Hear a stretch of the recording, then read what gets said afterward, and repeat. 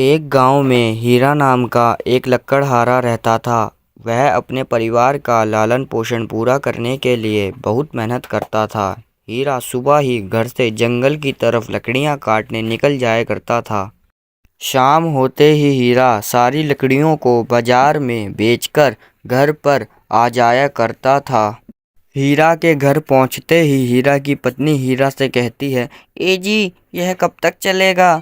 तुम्हारे लकड़ियां बेचकर भी हमारा लालन पोषण नहीं हो पा रहा है। अरे भाग्यवान, तुम चिंता मत करो। भगवान जो भी करते हैं अच्छे के लिए ही करते हैं। क्या पता उन्होंने हमारे लिए कुछ सोचा हो।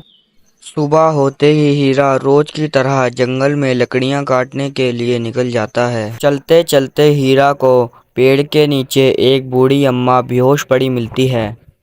हीरा बूढ़ी अम्मा को उठाने की कोशिश करता है। अम्मा अम्मा उठो अम्मा, आप यहाँ बेहोश कैसे पड़ी हो अम्मा? बूढ़ी अम्मा उठती है और कहती है, बेटा तुम कौन हो? माँ, मेरा नाम हीरा है। आप मुझे यहाँ पेड़ के नीचे बेहोश मिले थे। मैंने आपको उठाने की कोशिश करी।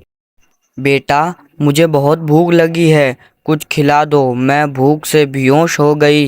हीरा के पास पैसे नहीं होते। वह सोचता है कि क्या करे। अगर वह घर जाता तो अम्मा अकेली जंगल में कहीं दोबारा बेहोश ना हो जाए।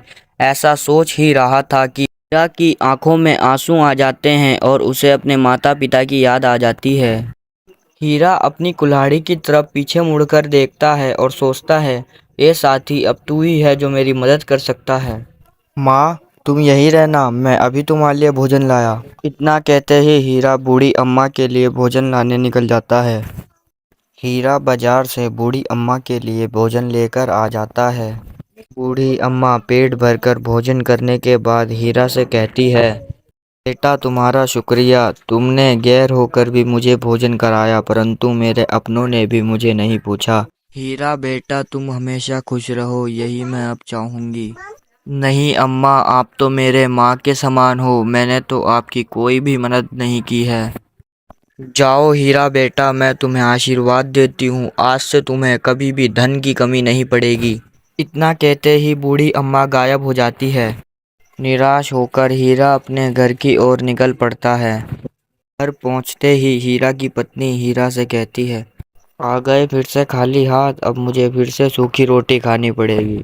अरे भाग्यवान, आज मुझे एक बूढ़ी अम्मा मिल गई थी, इसलिए मैंने उनकी मदद की। अगर तुम्हारी ऐसे ही समाज सेवा चलती रही तो पक्का हम एक दिन सड़क पर आ जाएंगे। रात होते ही हीरा और हीरा की पत्नी सोने चले जाते हैं। हीरा को सपने में अपने घर पर दो सोने के मटके दिखते हैं। सुबह होते ही हीरा उठकर देखता है कहीं उसका सपना सच तो नहीं हो गया। हीरा जैसे ही जमीन की तरफ देखता है तो उसे सोने के मटके दिखाई देते हैं। वो खुशी के मारे नाचने लगता है और वह बूढ़ी अम्मा को मन में याद करता है और भगवान का शुक्रिया करता है। हीरा अपना एक बड़ा आलीशान घर बना लेता है और वह खुशी खुशी अपनी जीवन बिताने लगते हैं और गरीबों की मदद भी करते रहते हैं।